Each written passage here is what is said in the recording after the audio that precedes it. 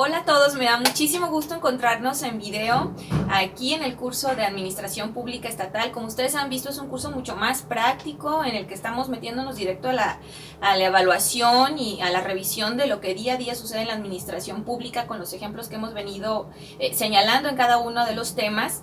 Y bueno, hoy, como ustedes están viendo aquí, tenemos un invitado especial que es un maestro de ustedes, colaborador del Centro Especializado de Educación Virtual, al igual que su servidora, pero además somos amigos de muchos años y me siento muy contenta y orgullosa de poderles decir que tienen en el maestro Orlando un excelente maestro con una excelente formación académica, pero además con una gran experiencia en el servicio público, y que es justo lo que hoy queremos aprovechar, su experiencia en el servicio público con los temas que estamos viendo. Bienvenido, Orlando. Muchas gracias, maestra Sofía, y muy contento de estar aquí en este espacio y poder transmitir parte de la experiencia a todos los alumnos del sistema virtual.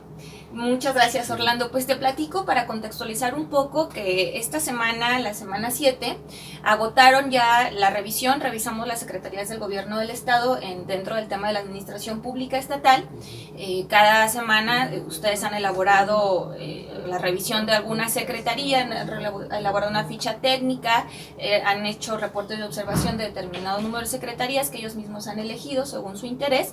Pero estas 2 semanas y la última semana de esta unidad, pues vamos a entrar al tema de los ingresos y los egresos estatales, que podría resultar complejo, pero no porque sea complejo lo dejaremos de ver, ni mucho menos, por el contrario, reviste toda la importancia, porque además el especialista, el licenciado en administración pública, tiene que saber de los ingresos y los egresos estatales, conocer estos términos, pero además quienes ya son servidores públicos y por supuesto quienes aspiran a ser servidores públicos en cualquiera de los niveles de gobierno, tienen que tener el conocimiento de esto. Entonces, no haremos más preámbulos, sino que podamos aprovecharte, Orlando, en esta entrevista, y que empecemos por saber de manera general qué son los ingresos y qué son los egresos.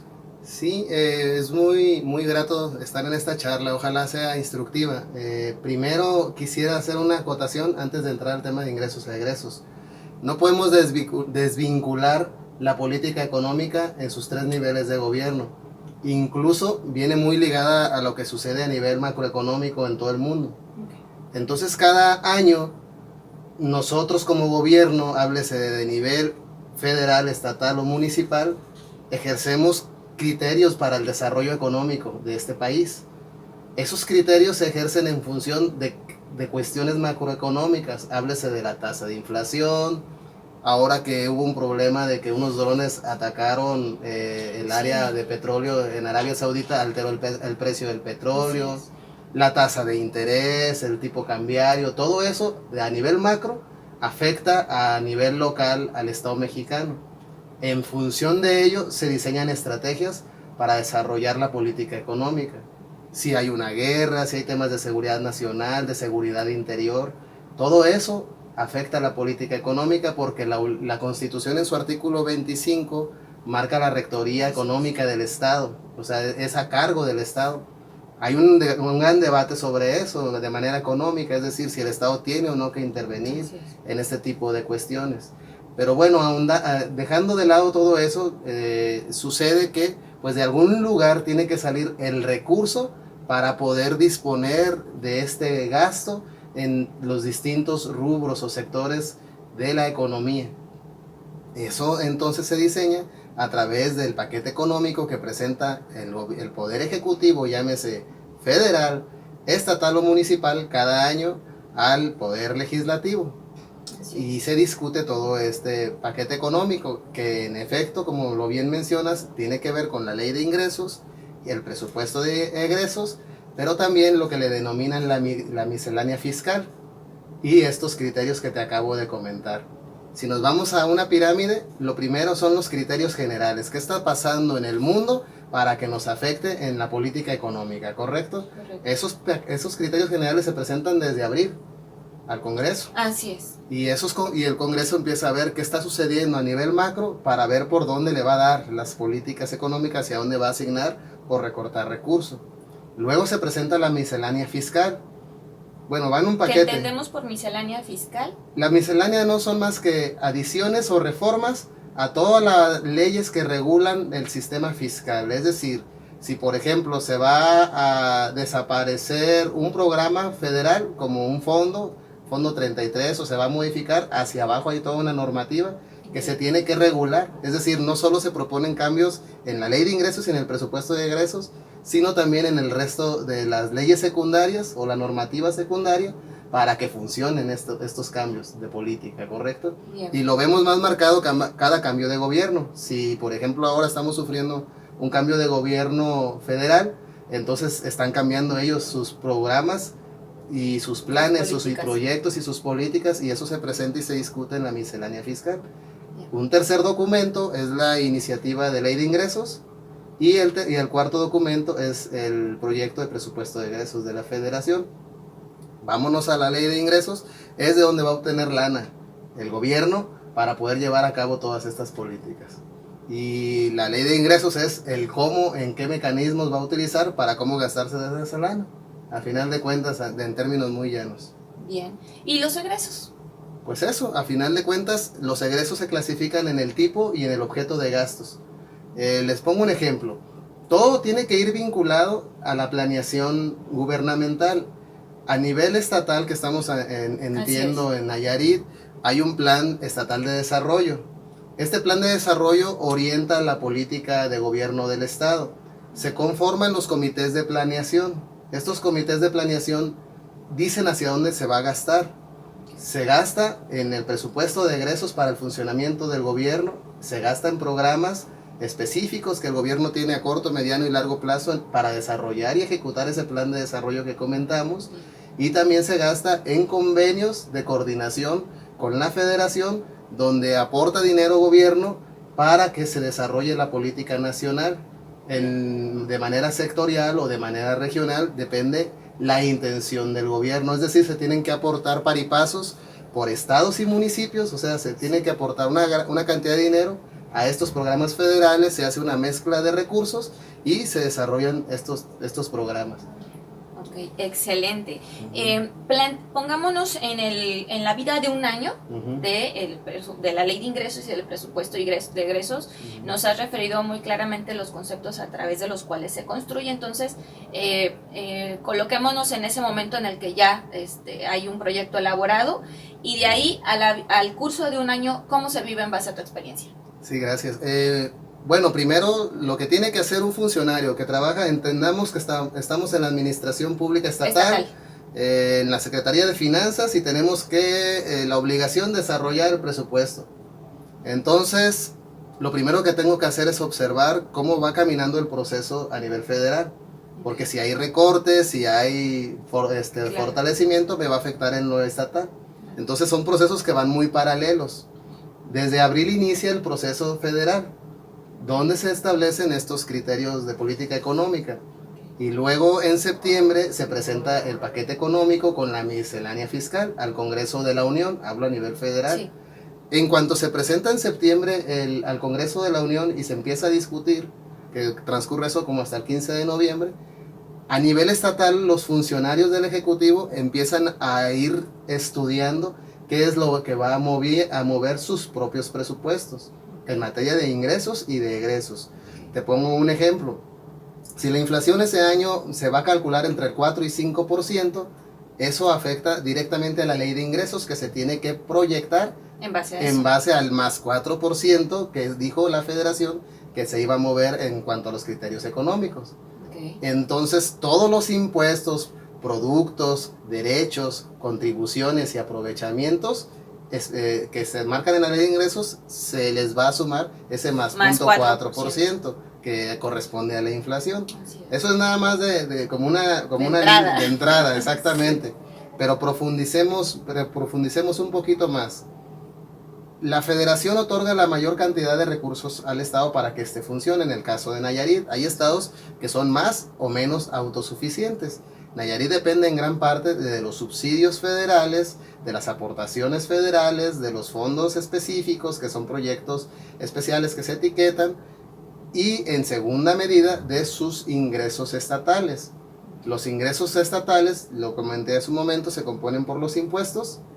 Estos impuestos, voy a poner un ejemplo, pueden ser, sí, es el impuesto sobre nómina, era el impuesto a la tenencia, actualmente es el impuesto al hospedaje, Luego, así hay impuestos especiales como el impuesto a la Universidad Autónoma de Nayarit, fomento a la educación, fomento a la salud, etcétera.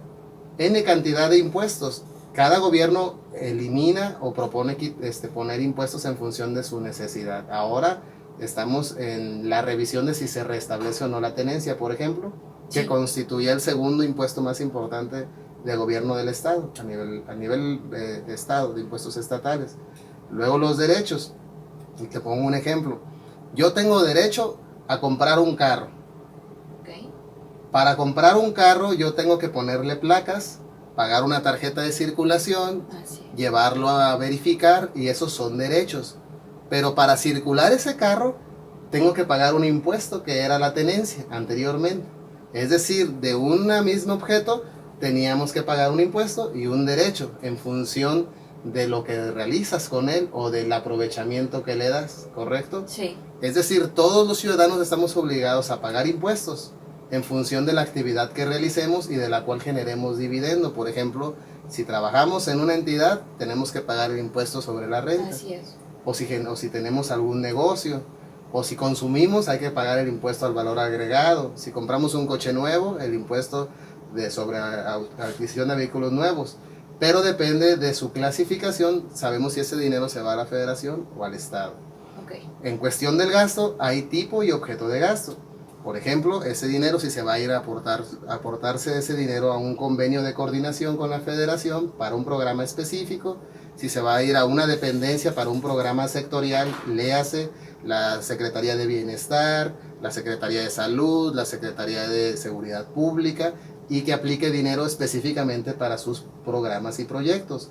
O si ese dinero se va a ir al arrendamiento de oficinas, a la compra de vehículos, a la compra de materiales, suministros, hasta un lápiz debe de venir ahí presupuestado. Lo podemos entender como el gasto corriente del gobierno.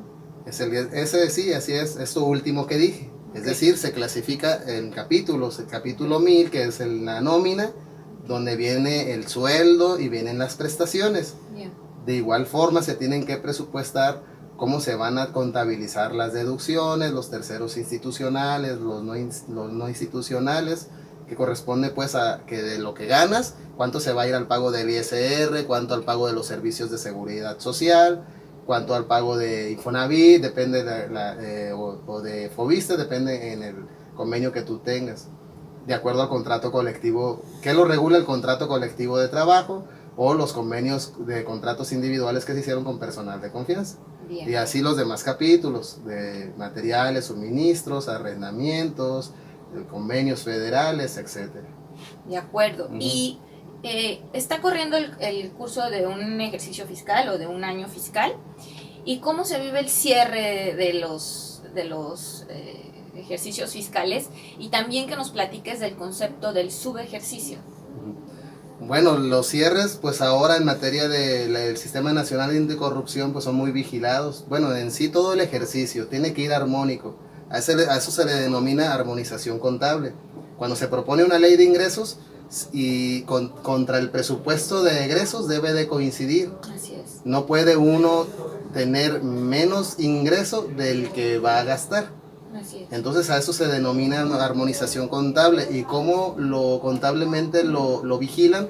Con el sistema de contabilidad gubernamental. El objeto del gasto se desarrolló, este peso que presupuestaste, lo aplicaste en lo que dijiste, y eso lo revisa la Cámara de Diputados a través de su órgano, que es la Auditoría Superior del Estado de Nayarit, su órgano de vigilancia y control del gasto.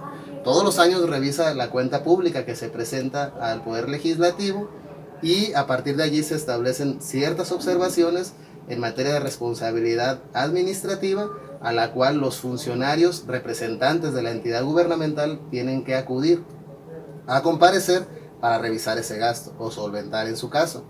Al cierre de cada ejercicio fiscal tienen que cuadrar las cuentas. Claro, por supuesto. Y ese es el detalle, porque en ese momento pues se genera una serie de trabajos específicos para que esas cuentas cuadren. Entonces sí se vive muy, muy complejo, porque debe ser una relación interinstitucional, de mucha coordinación, de mucha información que se presenta, de mucha transparencia. Entonces, a final de cuentas, pues creo que la presentación de la cuenta pública sí constituye un factor fundamental para efectos de que la gente sepa a dónde se está yendo el dinero de las contribuciones que se están generando. Excelente. Y qué bueno que lo explicas de esta manera, porque incluso en semanas posteriores ustedes tendrán una tarea, y me adelanto un poquito, para revisar. Estaremos viendo el tema de planeación, pero también vamos a ver el tema de cómo se evalúan a los gobiernos estatales. Bueno, va a haber un ejercicio muy interesante respecto de un rubro en materia de planeación, pero se va a revisar contra un informe de gobierno para saber si estamos en la misma sintonía. Y bueno, acá en términos fiscales es que haya sintonía entre los ingresos y los egresos del Estado. Y bueno, quisiera que nos pudieras compartir, y creo que esto es muy importante, para lo que ellos van a entrar a revisar y estudiar esta semana, pero además en lo subsecuente. Yo quiero que siempre estén ustedes colocados en el supuesto de lo que ustedes van a hacer al término de su formación profesional. En el proyecto que tengan en mente, como quieran crecer, siempre asuman el conocimiento como una herramienta que les va a permitir ser mejores profesionales, pero además también tener claridad de todo lo que tienen que saber, más porque un servidor público, bueno, pues cada vez está sujeto a muchísima más controles y rendición de cuentas y transparencia y demás. Entonces creo que es importante que ustedes estén muy enterados. Entonces, para ir cerrando este tema, que nos compartas los conceptos básicos que deben de conocer un profesional de la administración pública en materia de ingresos y egresos. Bueno, de manera muy general, en materia de ingresos, saber qué son los impuestos, qué son los derechos, qué son las contribuciones, qué son los aprovechamientos, cuál es su diferencia y cómo se clasifican, cuántos impuestos estatales, federales, estatales y municipales, y cuáles son. Todo eso lo puedes encontrar en la ley de ingresos, donde empieza definiendo cada uno de ellos y después los clasifica. También los derechos, cuál es su naturaleza, por qué se diferencian de los impuestos y cómo se clasifican y cuántos hay. Y así, si vamos yendo a la ley de ingresos, vamos a ir viendo cómo se organiza y cómo se estructura. Sería muy interesante que armaras un diagrama de flujo, un mapa mental, un mapa conceptual con la ley de ingresos en la mano. En materia de, luego hay ingresos federalizados, ingresos estatales y convenios de coordinación, que es otro concepto que debes de saber qué es, cuáles son los convenios de coordinación. En materia de egresos es la clasificación por tipo y por objeto de gastos y sus capítulos del 1000 al 6000, y entonces tienes que hacer lo mismo, un cotejo con el presupuesto de egresos del estado de Nayarit para el 2019 y de empezar a hacer tu mapa mental. Es importante que sepas que estos cambian, tienen la particularidad de cambiar cada año, de acuerdo a todo lo que ya dijimos anteriormente. Entonces, si trabajas en una dependencia de la administración pública o eres un ciudadano común, sépase que lo que en un año estudiaste, para el otro año va a tener una serie de modificaciones y tienes que estar muy al pendiente de ese tema. También saber como conceptos, pues, que está ligada a la planeación gubernamental.